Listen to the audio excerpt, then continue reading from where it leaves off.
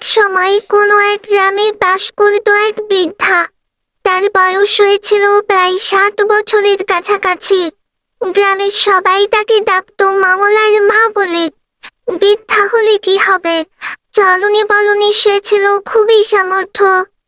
গ্রামে গ্রামে ঘুরে বেড়াতো আর বিয়ের খটকালি করতো। এভাবেই তার দিনকাল ভালোই চলে যেত। একদিন বিকেলে বাড়িতে কিছু একটা করছিলেন, এমন সময় কোথা থেকে এক শিকার বেচারা এসে মঙ্গলার মাকে জ্বালাতন করতে লাগলো। শিকার বেচারা তার জন্য একটা সুপাত্রী খুঁজে বের করে দিতে মঙ্গলার মাকে কাকুতি মিনতি করতে লাগলো।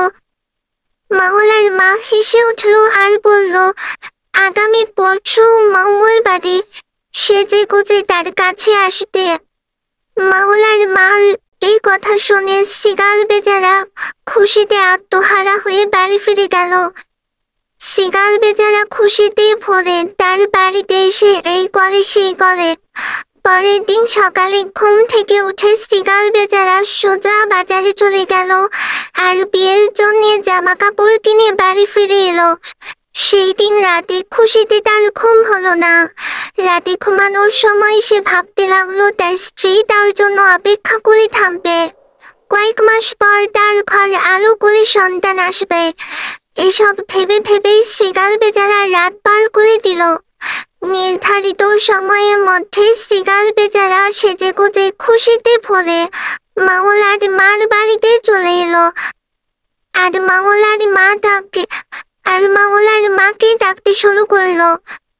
এদিকে মঙ্গলার মা আগে থেকেই বড় একটা বস্তা ও রশি তৈরি করে রেখেছিল। শিকার বেচারাকে দেখে খুশি হলো আর বলল, বস্তার ভেতরে ঢুকে বসার জন্য। বেশ, শিকার বেচারা মঙ্গলার মার কথা মতো বস্তার ভেতর ঢুকে বসে পড়ল। মঙ্গলার মা হেসে হেসে বস্তার মুখ শক্ত করে চেপে ধরে বেঁধে ফেলল। এবার শিকার বেচারাকে বড় একটা লাঠি দিয়ে কুটিয়ে ঠেলে ঠেলে কাছের নদীতে নিয়ে শিকার বেচারাকে ভাসিয়ে দিল। শিকার বেচারা এবার নদীতে ভেসে ভেসে ভাটির দেশে চলে এলো। ওদিকে ভাটির দেশে একটা শিকারিনী আর 2 ছেলেকে সাথে নিয়ে নদীর পাড়ে কাঁকড়া শিকার করে খাচ্ছিল। ওই সময় হঠাৎ করে 2 ছেলে চিৎকার করে উঠল, ওই দেখো মা, একটা গরু মারা ভেসে আসছে। শিকারিনী লক্ষ্য করে দেখলো সত্যিই তাই।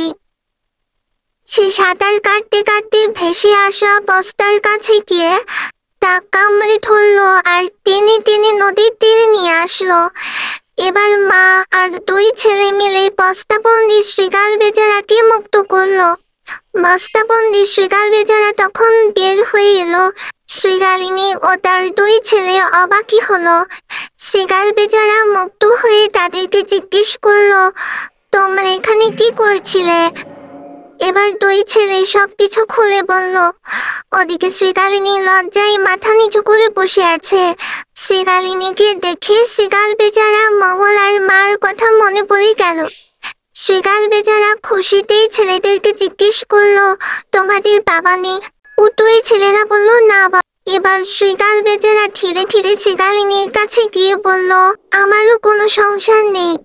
তোমার যদি কোনো আপত্তি না থাকে তাহলে তোমার সাথেই আমি সংসার করে জীবন কাটিয়ে দেব। ছেলেরাও আমাদের সাথেই থাকবে।